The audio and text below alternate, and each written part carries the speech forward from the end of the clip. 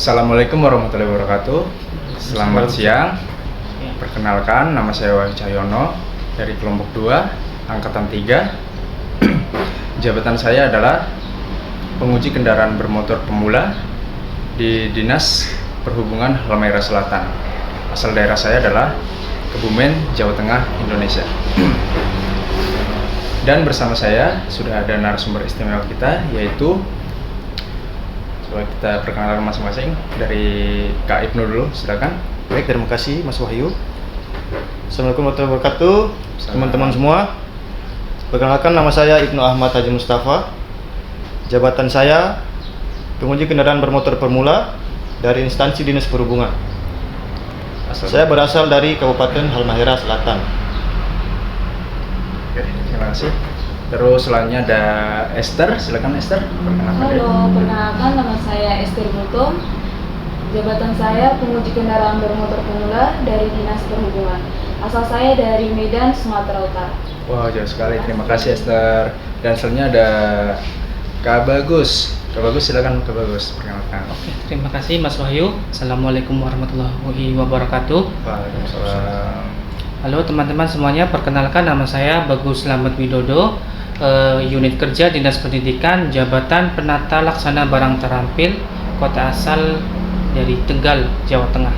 Wah, ternyata kita satu daerah ya Kak Bagus ya. Oke, baik. Ya, tanpa berlama-lama kita akan langsung saja ya. Kita akan sharing atau berbagi pengalaman tentang visualisasi bangsa yang dapat menggugah rasa cinta tanah air dan bangsa.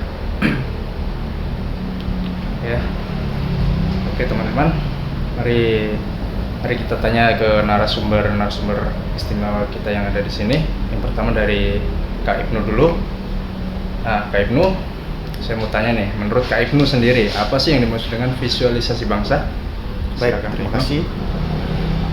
Menurut saya, visualisasi bangsa itu perwujudan nyata dari rasa cinta dan kebanggaan terhadap negara yang dikembangkan melalui berbagai simbol, karya, dan tindakan sehari-hari yang menunjukkan rasa cinta pada negara,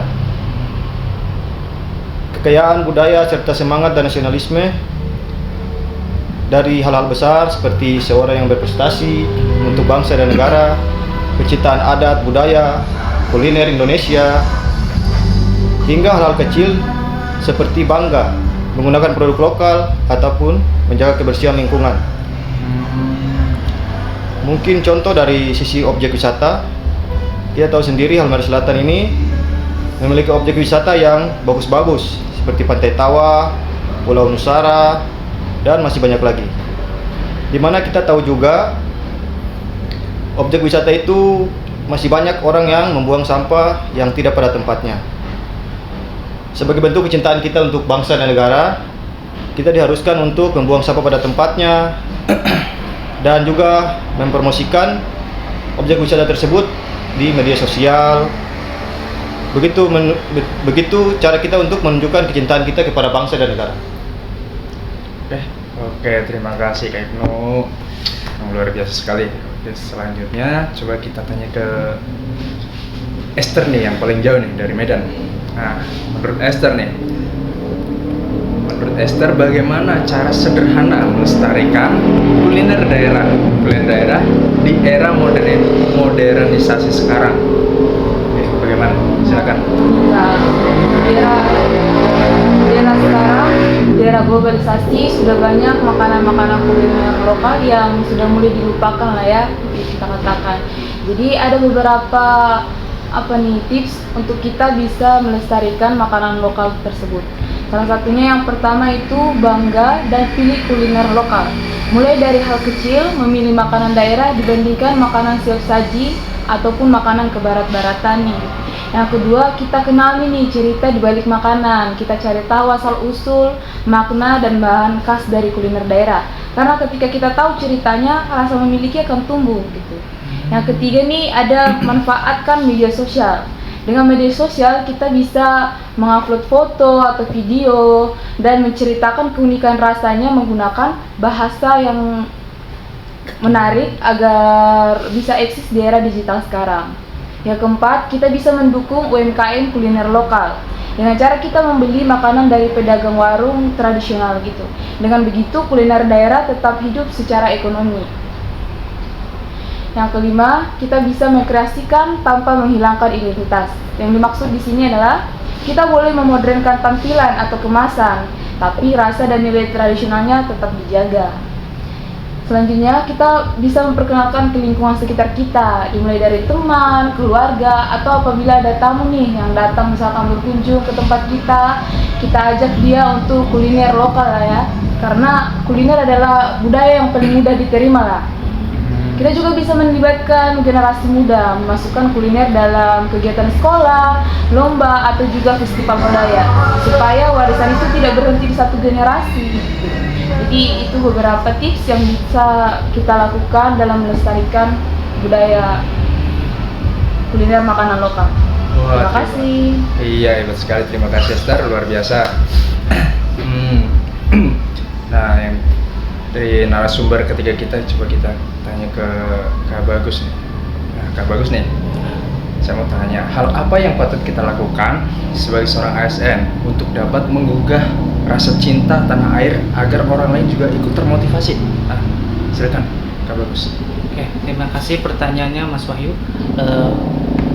Mungkin menurut saya yang pertama itu kita menjaga kebersihan dan kerapian gitu. Contohnya tadi sudah sempat disinggung oleh Mas Iben, kayak misalnya membuang sampah pada tempatnya begitu, merawat, menjaga lingkungan, dan menjaga fasum juga begitu, biar bersih begitu, nggak ada vandalisme begitu, coret-coretan begitu. Yang kedua mungkin itu mencintai produk dalam negeri, bangga mengenakan produk lokal seperti pakaian batik begitu, terus juga makanan dan kuliner khas yang ada di daerah tersebut. Dan yang ketiga itu interaksi sosial.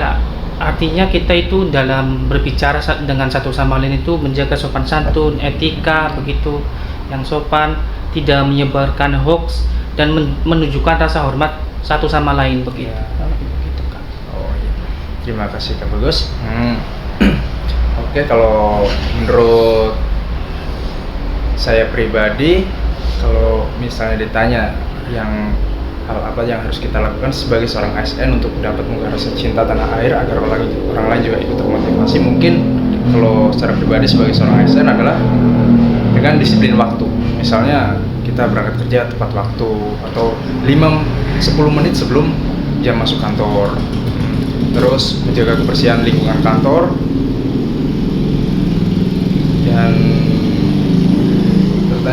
dan juga kayak tadi disampaikan sama Kak Bagus, kita harus menjaga tutur kata kita yang sopan dan baik.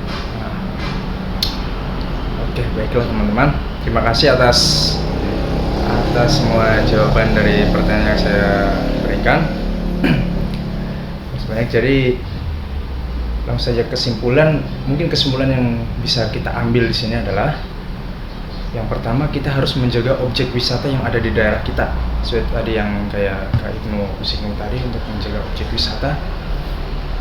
Terus yang kedua, menjaga kebersihan lingkungan, itu sudah pasti. Menjaga kebersihan lingkungan dan bertutur kata yang baik. Nah, karena kita dengan menjaga kebersihan lingkungan atau bertutur kata yang baik, kita mungkin dapat memberi contoh ke orang lain yang belum melakukan hal tersebut, sehingga saat mereka lihat kita melakukan begitu, mereka jadi kayak ikut-ikutan atau termotivasi. Ya. Terus yang ketiga itu kayak yang Esther bilang, mencintai dan turut mempromosikan produk dalam negeri, dan makanan khas daerahnya juga, agar lebih dikenal secara meluas ya. Iya. Oke, baiklah.